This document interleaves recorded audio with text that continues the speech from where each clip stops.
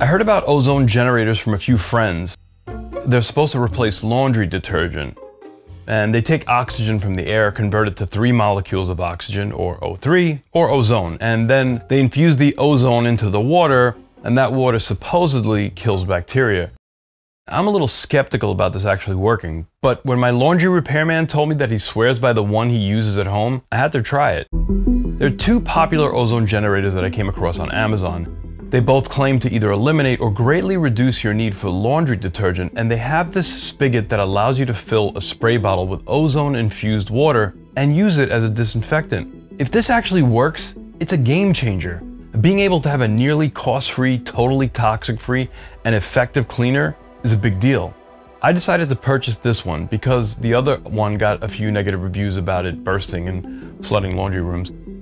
But after I mounted it to the wall, I realized that the one I purchased didn't have a fill spout like the other popular models. So I came up with a solution by just placing a splitter before the water outlet that goes to the washing machine. In a previous video I tested popular cleaning solutions and the results were really surprising. A link to that video is available at the end of this video. And just like that last video, I left out some chicken overnight, wiped it on this wooden cutting board, and took some test samples and cultured bacteria in petri dishes to see how effective ozone-infused water is in killing bacteria. I'm going to set up a few petri dishes. The first is the control, which is just raw chicken left out at room temperature overnight. The second is a swab of the cutting board after it has been washed with household dish washing soap after the board is left to dry.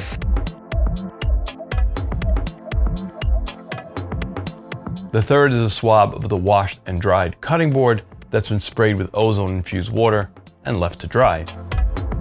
And finally, I'm going to contaminate the board once again, spray it down and wipe it clean using only ozonated water, take a swab while it's damp, and the final petri dish will contain a swab of the surface when the cutting board is totally dry. The reason why I'm taking swabs of both wet and dry surfaces is because the Department of Health has cleaning and sanitizing standards that specifically tell us in the restaurant industry that a fully disinfected surface has to be dry before use.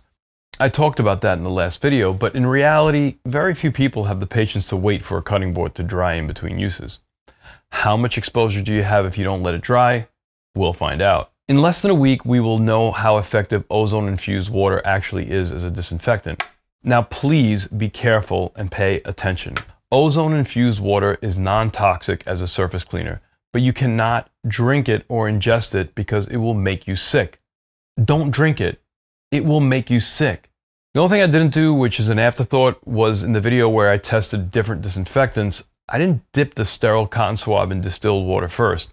These dishes had a lot more activity in them than the petri dishes had with the disinfectants.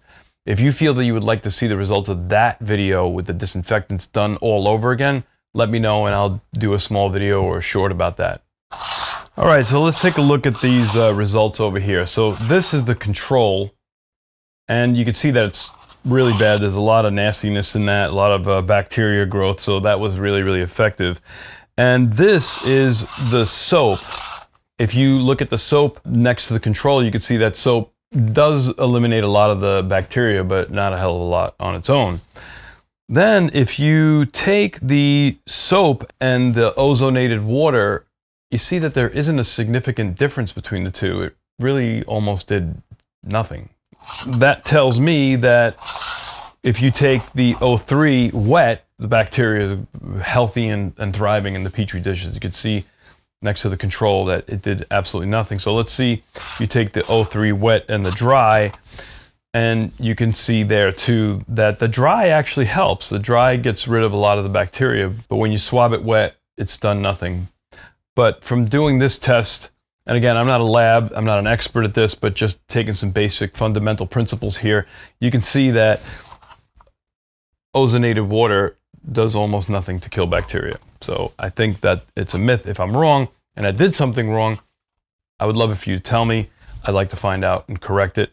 But in my opinion, this was not a good resource as a disinfectant. Maybe it'll do better in the laundry as a laundry detergent. I don't know. I will let you know. Are you wasting your money on certain disinfectants? Are there any wives' tales out there about cleaning with lemon peroxide, etc.? Find out by clicking on this video or one of these great videos. Cheers.